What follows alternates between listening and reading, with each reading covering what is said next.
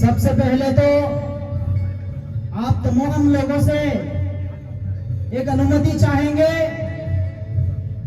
ये जो हमारे बीच में संप्रेषण का माध्यम जो होती है भाषा, ये भाषा हमें न सिर्फ किसी क्षेत्र में बल्कि पूरे देश दुनिया में एक दूसरे को आचार विचार जो होते हैं वो प्रस्तुत करने का माध्यम होती है।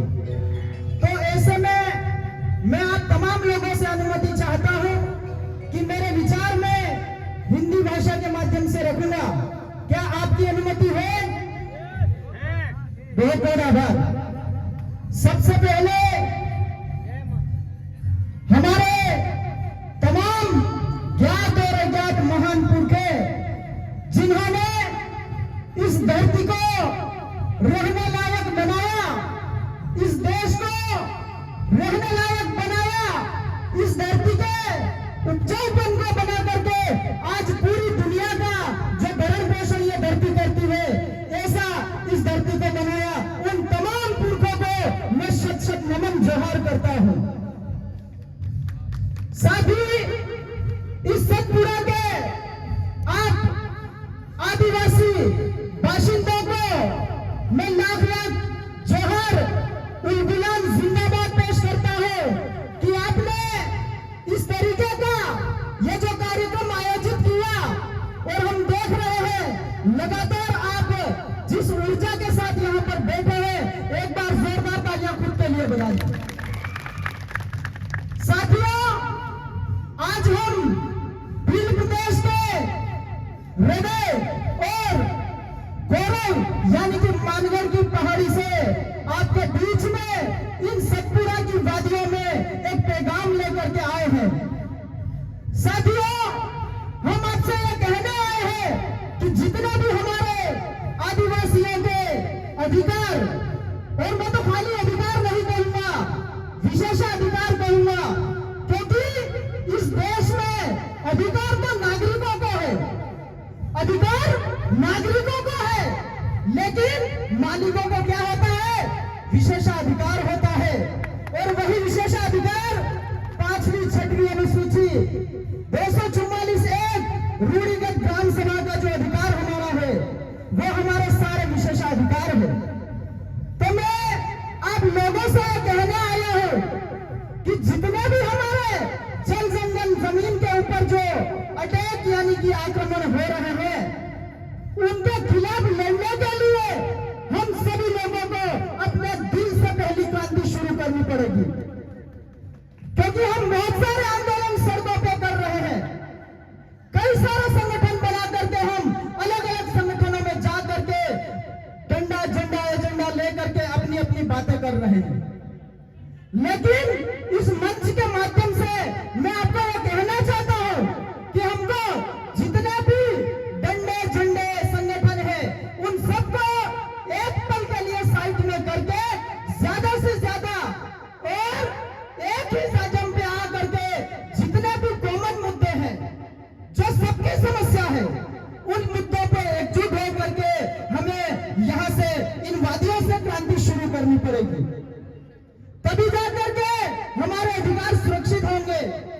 साथियों, अंग्रेजियों ने 1896 में एक भूगोल में फोटो इन्फोग्राफिक मेथड होता है, उसके माध्यम से उन्होंने एक मैप बनाया था, मानचित्र बनाया था, और उस मानचित्र का नाम दिया था भील कंट्री। भील कंट्री माने वो इलाका जहां पर भील बाहुल्य लोग निवास करते हैं, जो कि कभी भी किसी के भी गुलाम नहीं रहे। हमारे पुरखों का इतिहास है, जब जब बाहरी आक्रांताओं ने हमारे पुरखों के ऊपर अटैक किया, उन्होंने सीना ठोक करके लड़ाई लड़ी और उन लोगों को नाकों चले सबा दिए। लेकिन कुछ लोग हमारे इस देश के इतिहास में उन पुरखों को कहीं न कहीं साइड में कर दिया। तो आज हमारी सबकी जिम्मेदारी बनती है कि हम अगर शिक्षा लेकर के आगे बढ़ रहे हैं, तो उन पूर्वजों का इतिहास भी हमको खंगाल करके लिखना पड़ेगा और लिख करके देश की शिक्षण व्यवस्था में लागू कराना होगा। जब जब हम स्कूल कॉलेजों में जाते हैं तो वहां जाकर के जब हम मुगलों का आक्रमण पढ़ते हैं, आर्यों का आक्रमण पढ़ते हैं, अरबों का आक्रमण पढ़ते हैं, जितनी भी बाहर से आई हुई जातियों के आक्रमण पढ़ते हैं, उसमें हमारे वीर आदिवासियों ने जिस वीरता के साथ लड़ाई लड़ी उसका जिक्र नहीं है। तो ऐसे में हमको ये लड़ाई खुद से शुरू करनी होगी और हमारे बच्चों को जो शिक्षा व्यवस्था आज हमें किताबी मिल रही है उससे हटकर हमें एक जन जागृति के रूप में सामाजिक शिक्षा देने की जरूरत है। क्योंकि जो शिक्षा हमें आज शिक्षा व्यवस्था के तहत मिल रही है वो हमें सिर्फ नौकर बनाती है, मालिक बनने का अधिकार वो शिक्षा हमको नहीं दे रही है। ऐसे में हमें अपनी शिक्षा, हमारे पूर्वजों की जो शिक्षा थी, जयपाल सिंह जी मुंडा ने कहा था कि तुम लोकतंत्र की परिभाषा हमारे आदिवासियों को क्या सिखाते हो, जबकि लोकतंत्र तुमको हमारे लोगों से सीखना होगा। तो ये जो हमारे मौलिक शिक्षाएं थी, जो सामाजिक शिक्षा थी, न्याय प्रणाली थी, जो हमारे जितने भी नियम कायदे थे, उन सबको हम भूलते भूलते भूलते आज इस आधुनिक युग की ओर भागते जा रहे हैं। तो साथियों, मैं आपसे कहना चाहता हूं, ये जो यहाँ पर पास में स्टैच्यू ऑफ यूनिटी के नाम से बहुत बड़ी एक मूर्ति लगाई है, मुझे लगता है ये स्टैच्यू ऑफ यूनिटी नहीं, ये स्टैच्यू ऑफ डिस्प्लेसमेंट है। हमारे लोगों का यहाँ से उनको जमीन से बेदखल किया जा रहा है। कभी बड़े बड़े हाईवे, कभी बड़े बड़े एक्सप्रेसवे के नाम से, कभी बड़े बड़े डैमों के नाम से, कभी बड़ी बड़ी कंपनियों के नाम से हमारे लोगों की जमीनों को ये सरकारें औने पौने दामों में खरीद रही है। हम क्या कर रहे हैं? हम मुख बधिर बन करके देख रहे हैं। क्यों देख रहे हैं? क्योंकि हमने कुछ ऐसे लीडर चुने हैं जिनको हमने सदन तक पहुंचाया है हमारे इस जल जंगल जमीन की रक्षा के लिए, लेकिन वो लोग वहां सदनों में जा करके ऊँग रहे हैं, बैठे बैठे समोसा खा करके वापस आते हैं और वहां पर सदन पे जहां टेबल ठोक करके बात रखनी चाहिए वहां नींद निकालने का काम करते हैं। ऐसे प्रतिनिधियों को हमें नीचे बैठाना होगा और सामाजिक जो जाजम होती है, जो जाजम व्यवस्था के तहत हम जो चुनाव प्रणाली लागू करते हैं, जो हमारे बाप दादा पहले भी करते थे, ये लोकतांत्रिक व्यवस्था जब से आई है, इस लोकतांत्रिक व्यवस्था ने हमारी गणतांत्रिक व्यवस्था को खत्म किया, लेकिन हमें इसी लोकतांत्रिक व्यवस्था के तहत हमारी वापस गणतांत्रिक व्यवस्था को खड़ी करनी पड़ेगी, तभी हम हमारे समाज को बचा पाएंगे।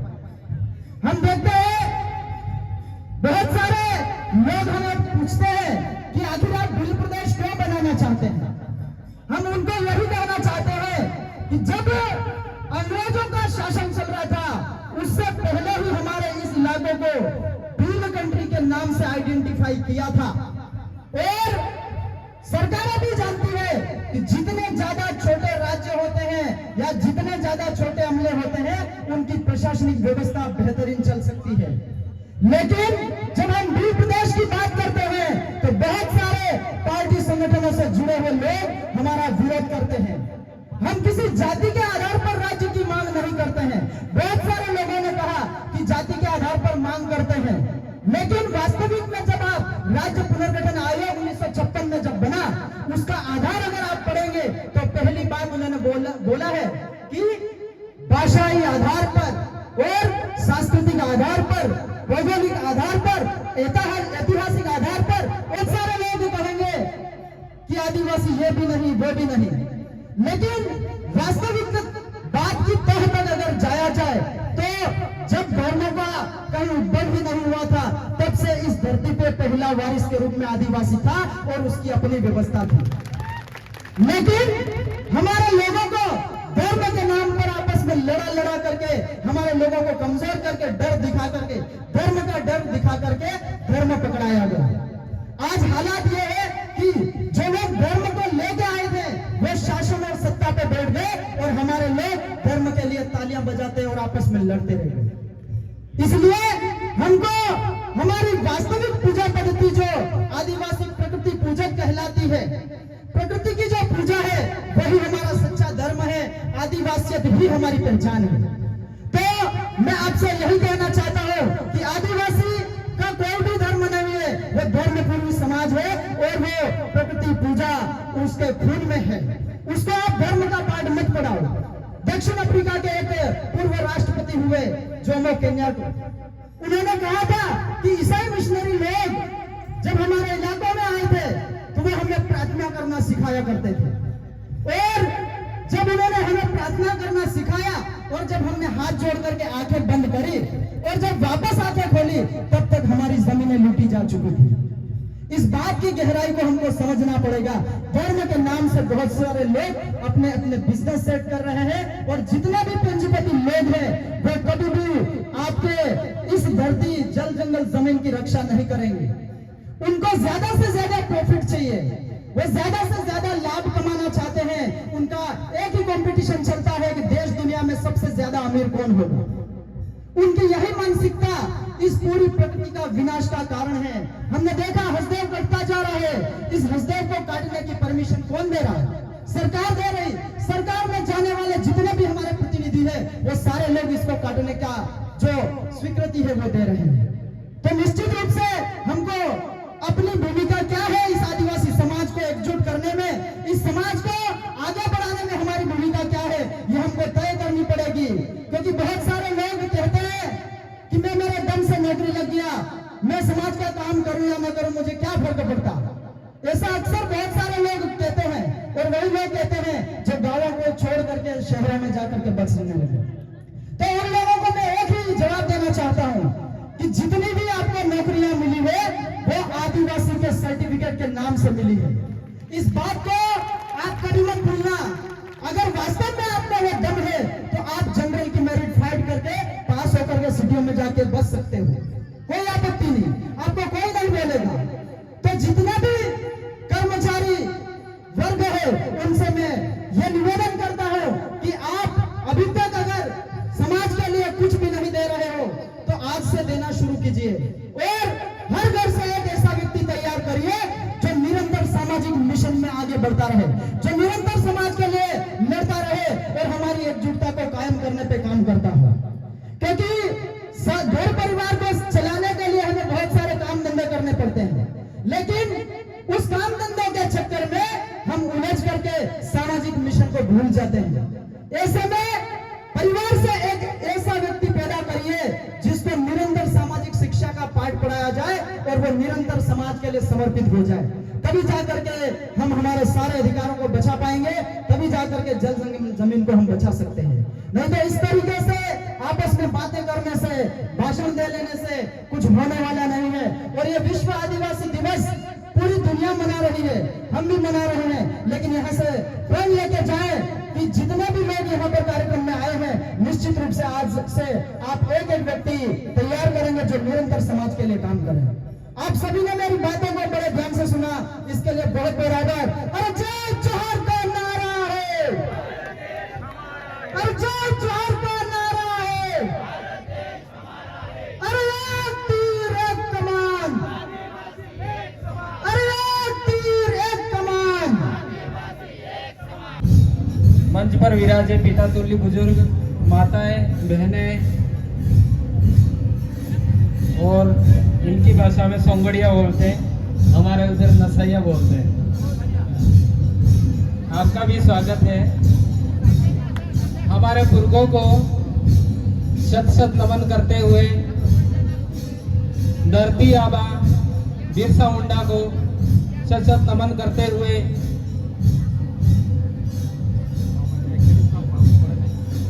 हम राजस्थान के उस छोर से आते हैं जहाँ पे बलिदानों की धरती आप लोगों ने सुना ही होगा। अभी हमारे भाई ने बताया भी सही, मानगढ़ धाम। तो मैं वहाँ के दक्षिणी इलाके के पूरे आदिवासियों की तरफ से आप सभी लोगों को लाख लाख जोहार, अभिनंदन करता हूँ। मैं आप लोगों के सामने, समय बहुत हो चुका है, सब लोग बातें सुन सुन के उब चुके हैं, ऐसा लग रहा है मुझे। मैं खास करके आज की जो युवा पीढ़ी है उसके बारे में बोलना चाहूंगा। जो युवा पीढ़ी है आज की, वो कहीं न कहीं दिशा भटक रही है। 70% हमारी युवा पीढ़ी दिशा भटक रही है, 30% शिक्षित हो पा रही है। अगर इसी तरीके का ये दौर रहा